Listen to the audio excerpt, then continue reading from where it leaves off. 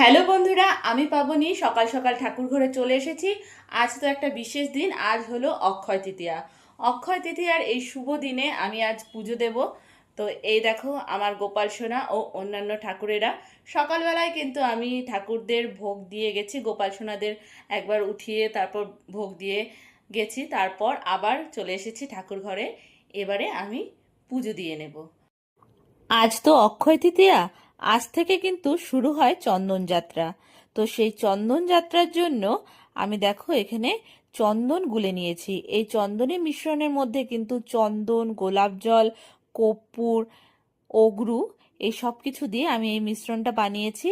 এই মিশ্রণটি আমি শ্রীকৃষ্ণ ও গোপাল সোনাদের সর্বাঙ্গে আর রাধারানীর কপালে লেপন করব।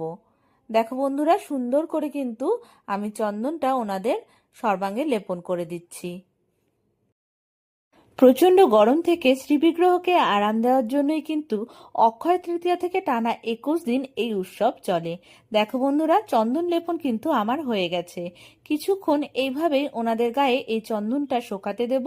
আর তারপর আবারও দেখো জল শঙ্খের মাধ্যমে আমি রাধা মাধব ও গোপাল সোনাদের স্নানাভিষেক সম্পন্ন করে নেব।